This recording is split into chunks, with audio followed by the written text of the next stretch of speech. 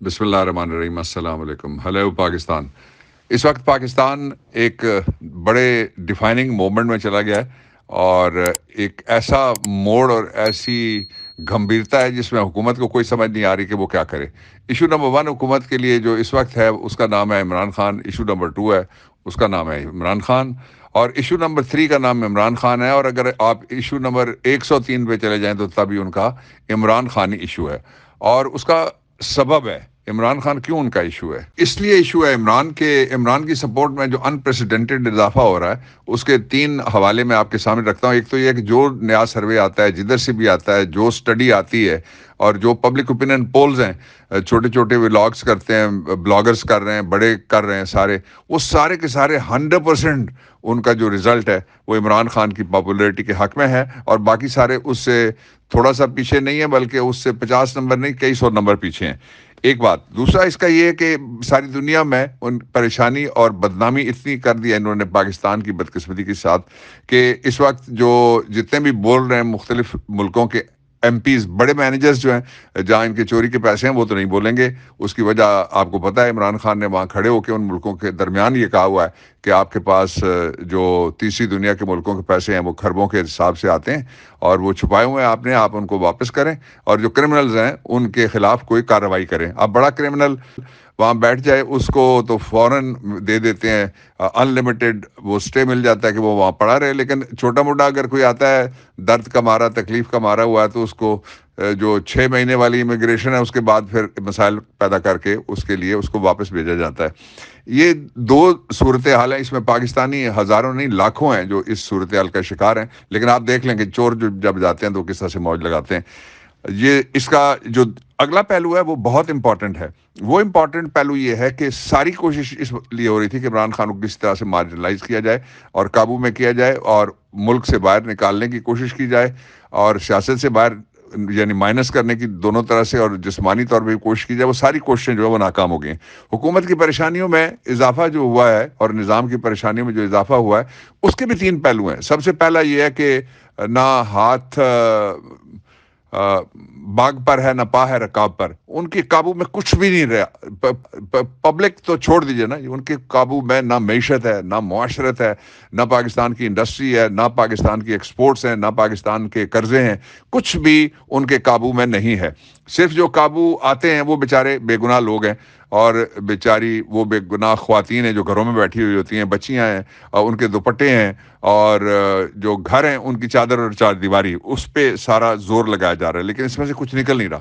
نکلے گا اس لیے نہیں کہ عمران خان کی جو جتنی بھی جد و جہد ہے وہ ساری کی ساری آرگینک ہے، وہ از خود اگنے والی ہے، اور وہ جو سرزمین پاکستان ہے اس کے اندر سے اگی ہوئی ہے. یہ جو نظام ہے یہ سائفر کے ذریعے آیا تھا، سازش کے ذریعے نافذ کیا گیا، نوازش کے ذریعے اس کو چلانے کی کوشش کی جا رہی ہے چند مہینے اور. لیکن اس کی عمر اب اس کے لیے کاؤنٹ ڈاؤن شروع ہو چکا ہے. جو دوسری پریشانی ہے بڑی، وہ پریشانی یہ ہے کہ بجٹ کا سیزن آ گیا. بجٹ کے سیزن میں ان کے پاس، جو میں آپ کو 2 ڈینومینیٹرز بتا دیتا ہوں. پہلا یہ ہے کہ جو اسٹیٹ بینک آف پاکستان ہے اس نے کہا ہے کہ یہ ہمارے پاس یعنی پاکستان کے پاس 19 ارب کا روزانہ ریونیو آتا ہے. ساری جو ہماری کمائی ہے پاکستان کی، جو ریونیو اکٹھا کرتا ہے ہمارا فیڈرل بورڈ آف ریونیو، وہ 19 ارب ہے.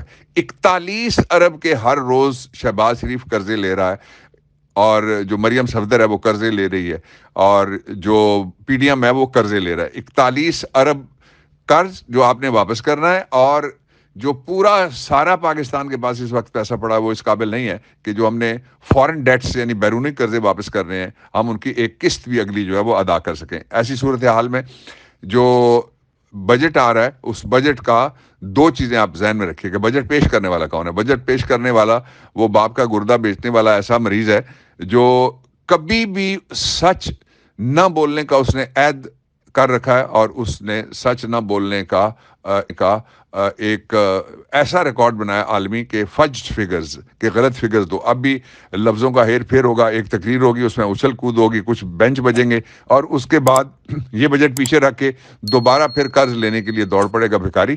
اور قرض کے لیے دوڑتے دوڑتے پھر ایک منی بجٹ آئے گا، دوسرا منی بجٹ آئے گا، تیسرا منی بجٹ آئے گا، اور یہ بجٹ کہیں ہوا میں گم ہو جائے گا.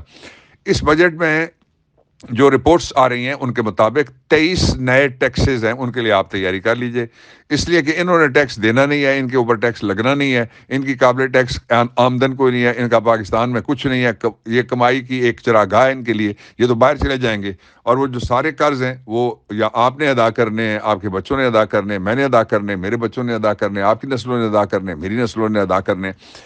ان حالات میں جو پریشانی ہے سب سے بڑی وہ یہ ہے کہ الیکشن آ گیا، اگر الیکشن کرانا ہی پڑ گیا، پوری کوشش کر رہے ہیں لیکن وہ تو کرے، اس لیے کہ ایک نازک مرحلہ یہ آ گیا ہے کہ اگر الیکشن وقت پہ نہیں ہوتے تو پاکستان کی فیڈریشن کا سب سے بڑا ادارہ جو سینٹ ہے اس کے 50% لوگ ریٹائر ہوں گے فیبری کے اینڈ میں جا کے، یہ پروسیس شروع ہوتا ہے فیبری میں اور اینڈ تک وہ ریٹائر ہوتے ہیں، اور جو مارچ ہے اس کے پہلے 7 دنوں کے اندر اندر یہ آئینی تقاضا ہے کہ وہ جو سیٹیں پر کر کے پھر نئے لوگ آتے ہیں الیکٹ ہو کے، اور یہ تب ریٹائر ہو جاتے ہیں، ورنہ سینٹ ٹوٹ جائے گا۔ پاکستان میں 2 دفعہ پہلے سینٹ ٹوٹا ہے، ایک دفعہ سینٹ ٹوٹا ہے جب جنرل ضیاء کا مارشل لاء آیا تھا، اور دوسری دفعہ سینٹ ٹوٹا تھا جب جنرل مشرف کا مارشل لاء آیا تھا۔ اب یہ بغیر اعلان کے جو مارشل لاء چل رہا ہے اس کے اندر بھی ٹوٹنے کا چانس ہے۔ اب جب پریشر پڑا ہوا ہے اس قدر اندرونی بیرونی معاشی سیاسی قومی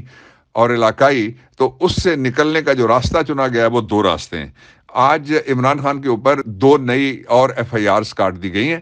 ایک ایف آئی آر کاٹی گئی ہے اسلام آباد میں، اور وہ ایک دکاندار ہے، گھڑی یا گھڑی یاد آتی ہے ان کو، اور وہ تو شاہ خانہ ہے، ان کے لیے حلال ہے، باقی کو کرے تو مباح نہیں رہتا۔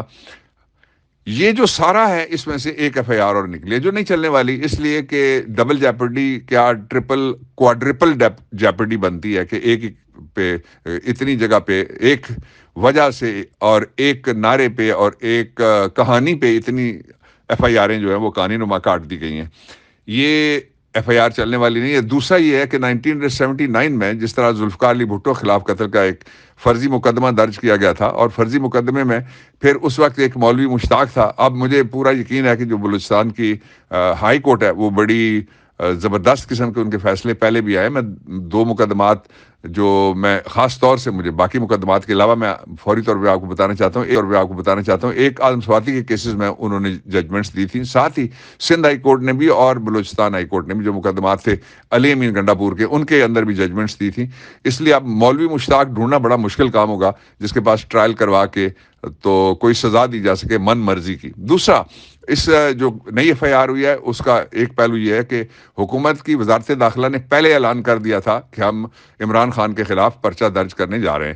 لا پاکستان کا یہ کہتا ہے کہ اگر کوئی پری انویسٹیگیٹڈ ایف آئی آر درج ہوگی تو وہ نہیں چل سکتی، اس کے اوپر اس کی کویشمنٹ ہو سکتی ہے۔ اور ایک یہ ہے کہ جس کو پہلے پتا تھا کہ یہ واردات کیسے ہوئی ہے، اصلی ملزم وہ ہے۔ مجھے پتہ چلا ہے کہ اس کے خلاف بھی، یعنی حکومت کے خلاف بھی جنہوں نے یہ پرچہ درج کرایا ہے، کوئی جوابی کمپلینٹ بھی دائر ہو رہی ہے۔ یہ ہیں وہ بڑے بڑے آپ کے سامنے جو حالات آ رہے ہیں، اور ان چیلنجز سے نمٹنے کا اور نکلنے کا اور بچنے کا، اور خود بچنے کا نہیں بلکہ ریاست پاکستان کو بھی ساتھ بچانے کا اگر کوئی راستہ ہے تو وہ فیئر، فری، ٹرانسپیرنٹ، فوری الیکشنز ہیں۔ فیصلہ عوام کا ہی چل سکتا ہے، اور پیچھے بیٹھے ہوئے جو لوگ ہیں ان کا فیصلہ بالکل بھی نہیں چل سکتا۔ کیوں نہیں چل سکتا؟ 2-3 شعر میں آپ کو سنا دیتا ہوں۔ ہاتھ آنکھوں پہ رکھ لینے سے خطرہ نہیں ٹلتا، ہاتھ آنکھوں پہ رکھ لینے سے خطرہ نہیں ٹلتا، دیوار سے بھونچال کو روکا نہیں جاتا، دعووں کے ترازو میں تو عظمت نہیں تلتی، فیتے سے تو کردار کو ناپا نہیں جاتا، دعووں کے ترازو میں تو عظمت نہیں تلتی، فیتے سے تو کردار کو ناپا نہیں جاتا، فرمان سے پیڑوں پہ کبھی پھل نہیں لگتے، تلوار سے موسم کوئی بدلا نہیں جاتا، اوروں کے خیالات کی لیتے ہیں تلاشی، اور اپنے گریبان میں جھانکا نہیں جاتا، اللہ جسے چاہے اسے ملتی ہے مظفر، عزت کو دکانوں سے خریدا نہیں جاتا۔ اللہ جسے چاہے اسے ملتی ہے مظفر، عزت کو دکانوں سے خریدا نہیں جاتا، اوروں کے خیالات کی لیتے ہیں تلاشی، اور اپنے گریبان میں جھانکا نہیں جاتا۔